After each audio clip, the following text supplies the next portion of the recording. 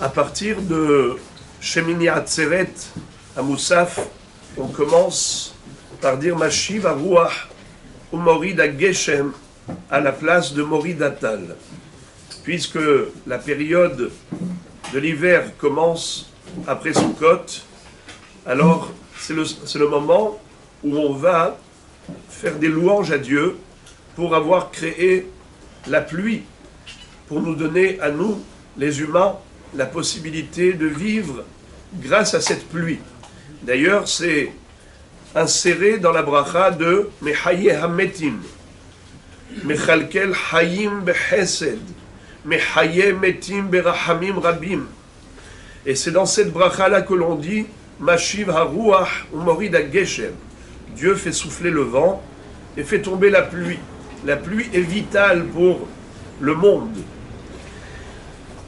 Quelqu'un qui aurait oublié de dire Mashiv Haruach Morid Geshem, est-ce qu'il doit recommencer la Hamida pour autant? Non. Alors, réponse, vous dites non. C'est l'inverse. Quand on était, on fait Mashiv Haruach. Si on était, on a dit Mashiv Haruach Morid Geshem, on doit recommencer parce que c'est Siman Klala. On ne doit pas avoir de pluie en été, n'est-ce pas? Mais maintenant, si on n'a pas dit Mashiv Haruach Morid Geshem en hiver, pourquoi est-ce qu'on ne recommence pas? On ne recommence pas parce qu'on dit Morid Atal.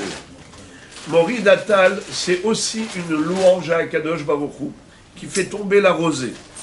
Et de ce fait, comme on a dit une partie des louanges, on est tout de même quitte.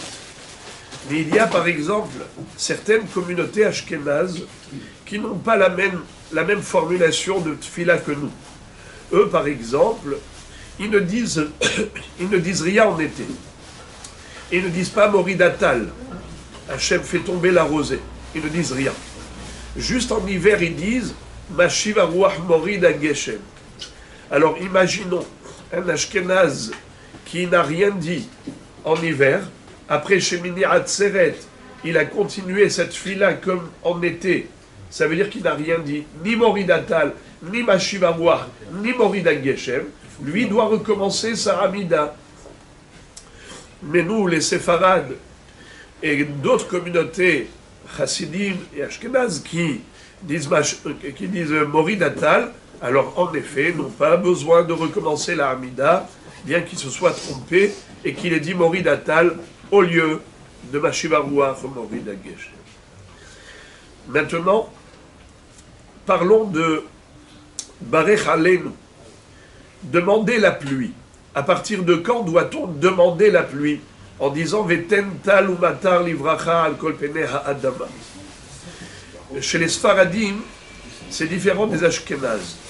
Les Ashkenazes, toujours ils disent Barech Alenu, toujours. La seule différence entre l'été et l'hiver, c'est qu'ils rajoutent une phrase en hiver. Cette phrase, Veten tal ou matar livracha. Et en été, ils ne demandent pas la pluie. Mais c'est la même formulation. Tandis que nous, séfarades, on a deux catégories de brachot. On a une bracha en hiver et une bracha en été. Elle n'est pas du tout structurée de la même façon. C'est Barech Alenu en hiver et Barechenu en été. Quel est donc le din par rapport à cela?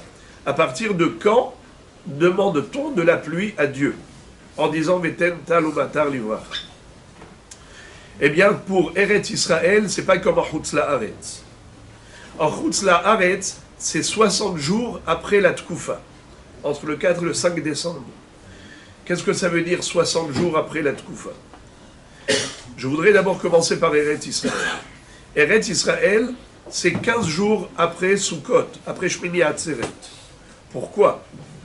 Parce que on avait à l'époque les pèlerins, les Olé Regalim, ceux qui venaient à Yerushalayim pour pèleriner dans le Beth Amikdash pendant les 3 fêtes de Pesach, Shavuot et Sukkot. Alors ces gens-là, imaginez-vous, qui sont maintenant en train de prendre le chemin du retour et il y a de la pluie qui tombe sur eux. À l'époque, ce n'était pas en voiture, ni en train, ni en avion qu'on voyageait. C'était soit à dos d'âne, soit à dos de cheval, soit dans une calèche. Évidemment que la pluie, pour des voyageurs, c'est extrêmement gênant. Donc, qu'est-ce qui se passait? On ne demandait pas la pluie immédiatement après Sukkot pour laisser le temps aux voyageurs de rentrer chez eux, d'arriver à destination, à bon port, tranquillement. Alors, Hachamim ont évalué, ils ont estimé que celui qui habitait le plus loin de Yerushalayim, ça lui mettait 15 jours de voyage, de trajet. C'est la raison pour laquelle ce n'est qu'à partir du 7 Heshvan, c'est-à-dire 15 jours après Shmini Atzeret, qu'on va demander la pluie en Eretz Israël. Mais en Chutz La'aretz, comme on l'a dit, c'est 60 jours après la Tkoufa de Tishri. Qu'est-ce que c'est que cette histoire d'abord de Tkoufa de Tishri et pourquoi après 60 jours? Réponse. C'est qu'en Eretz Israël, on a besoin de pluie. Parce que c'est une terre qui se situe sur les montagnes, sur des collines. Eretz Israël Gevoa Mikola Aratzot. Eretz Israël est considéré comme surélevé par rapport aux autres pays. Et donc, vous le savez, l'eau a toujours tendance à aller vers le bas. Quand vous avez par exemple, vous allez en montagne et vous voyez la fonte des neiges, il y a des torrents d'eau. Comment ils sont formés ces torrents? Par la fonte des neiges. Car l'eau ne peut pas résider dans les hauteurs. Elle va toujours vers le plus bas des niveaux. Ainsi, la terre, elle est plus aride dans son niveau supérieur par rapport à son niveau inférieur. Plus vous creusez dans la terre et plus c'est humide. Pourquoi? Parce que l'eau va vers le bas. Alors les pays qui sont élevés, surélevés, ils ont besoin de plus de pluie, d'arrosage, que les pays qui baignent dans l'eau. Vous allez en France, vous avez de l'eau partout. On baigne dans l'eau. Alors, c'est vrai, c'est vrai. Mais en tout cas, ils ont moins besoin de pluie qu'Eretz Israël. C'est la raison pour laquelle, là-bas, on n'a pas besoin de se presser pour demander de la pluie. On attend 60 jours après la Tkoufa de Tishri. Qu'est-ce que c'est Tkoufa de Tishri? Dans l'année, il y a 4 Tkoufot, il y a 4 saisons. Les saisons, elles se calculent en fonction de l'année solaire, pas l'année lunaire. L'année lunaire, elle est de 354 jours. Mais l'année solaire, elle est de 365 jours et 6 heures. Divisé par 4, c'est 4 saisons. Ça nous donne combien? Ça nous donne exactement 91 jours et 7 heures et demie. Tous les 91 jours et 7 heures et demie, on change de saison. On passe de l'automne à l'hiver, de l'hiver au printemps et du printemps à l'été. Ça s'appelle en hébreu Tkufat Tammuz, c'est l'été. Tkufat Tishri, c'est l'automne. Tkufat Tevet, c'est l'hiver. Tkufat Nissan, c'est le printemps. Comme on arrive à 91 jours et 7 heures et demie, c'est très simple. Il faut diviser l'année solaire par 4. Prenez 364 jours sur 365. Divisé par 4. 360 divisé par 4, 90 jours. Les 4 jours divisés par 4, 1 jour, ça fait 91 jours. Il nous reste combien encore? 1 jour et 6 heures. 1 jour, c'est 24 heures, plus 6 heures, ça fait 30. 30 divisé par 4, ça fait 7,5. Donc, une saison, c'est 91 jours et 7 heures et demie. La Tkufat Tishri, c'est-à-dire le début de l'automne. Alors, 91 jours et demi après la Tkoufa de Tishri, c'est la Tkoufa de Tevet. C'est à ce moment-là. Alors nous, on ne fait pas depuis le début de l'hiver, mais un peu avant. 60 jours après le début de l'automne. Après Tkoufa Tishri. C'est à ce moment-là qu'on demande la pluie en Chutz La'aretz. Alors on a compris, en Eretz Israël, Barech Aleinu, c'est depuis le 7 Heshvan, 15 jours après Shmini Atzeret. En Chutz La'aretz, c'est 60 jours après Tkoufa Tishri, entre le 4 et 5 décembre. Maintenant, quel est le dîme pour quelqu'un qui s'est trompé et qui n'a pas demandé la pluie quand il fallait la demander? C'est-à-dire en Eretz Israël, 15 jours après Sukkot, ou en Chutz La'aretz, 60 jours après. Première question. Deuxième question, quel est le dîme pour quelqu'un qui a demandé la pluie avant le temps? Par exemple, avant le 7 Heshvan, il a déjà commencé à dire est-ce qu'il est quitte de sa prière, ce monsieur, ou pas? Ou bien Chutz La'aretz, avant les 60 jours de Tkufat Tishri, il a demandé la pluie. Il est quitte ou pas? Donc deux questions. Celui qui a demandé la pluie quand il ne fallait pas, ou celui qui n'a pas demandé la pluie quand il fallait. Quel est le din de sa prière? Alors traitons d'abord le cas facile, c'est-à-dire celui qui a demandé la pluie avant le temps. Il y a des gens précoces, un peu nerveux, ils demandent toujours les choses avant l'heure. Baruch Hashem, c'est bien. Mais quel est le din? Eh bien, figurez-vous qu'ils sont quittes.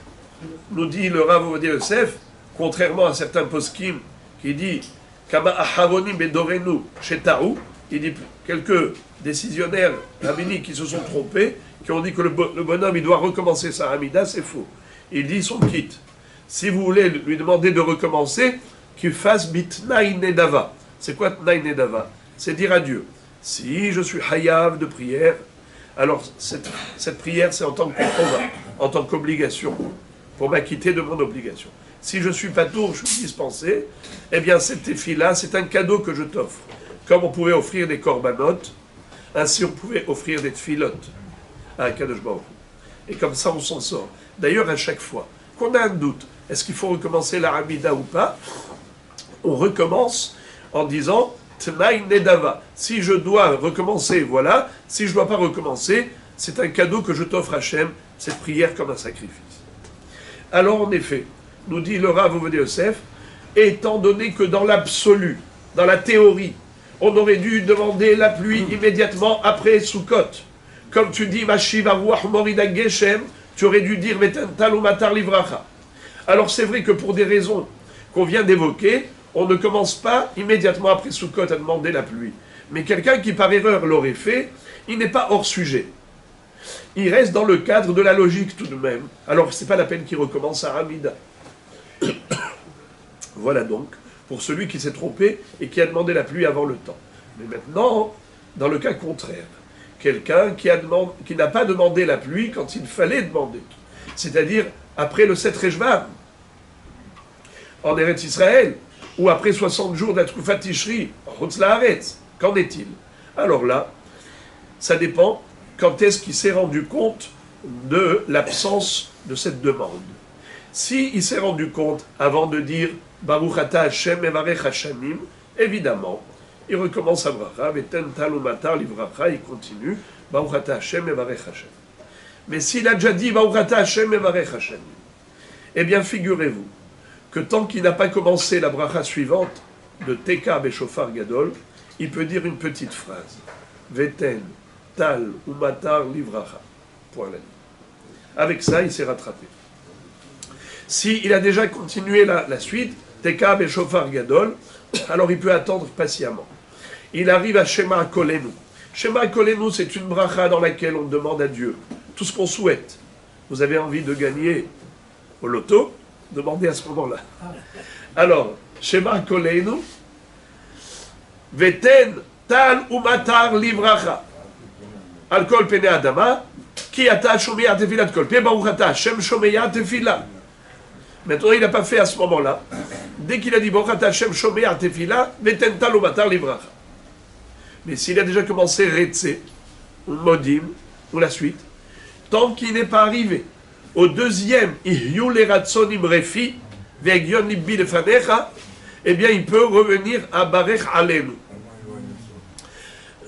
Même s'il a déjà commencé Elokai Netzor, tant qu'il n'a pas dit le deuxième, Ihyu Leratson Imrefi, qui est à la fin de Elokai Netzor, eh bien, tant qu'il n'a pas dit le pasuk Ihyu Leratson, il est considéré comme au milieu de sa Hamida.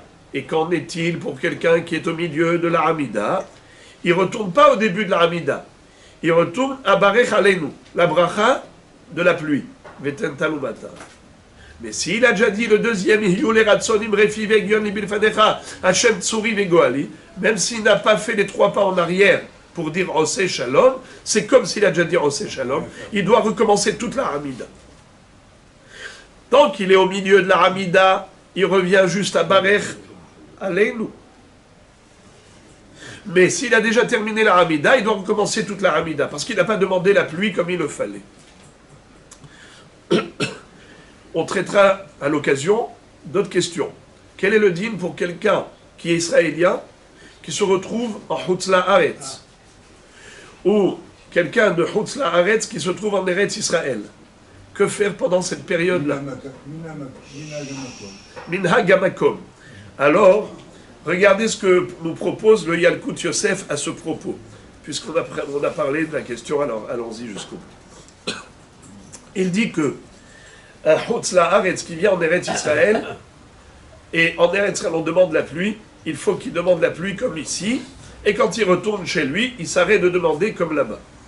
Mais un Israélien, quand il va là-bas, il a déjà commencé à demander la pluie, alors il faut qu'il continue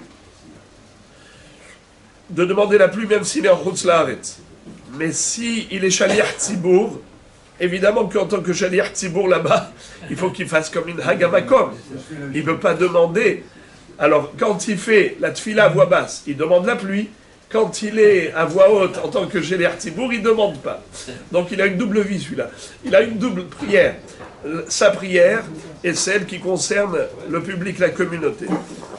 Donc voilà ce qu'il en est par rapport à la prière pour la pluie, et que Akadosh Baruch Hu déverse sur nous toujours sa miséricorde. Amen. Et que le monde puisse être prospère, que personne ne manque de rien. Amen. Et Be'ezrat Hashem, Lechaim Tovim Ul Shalom. Amen.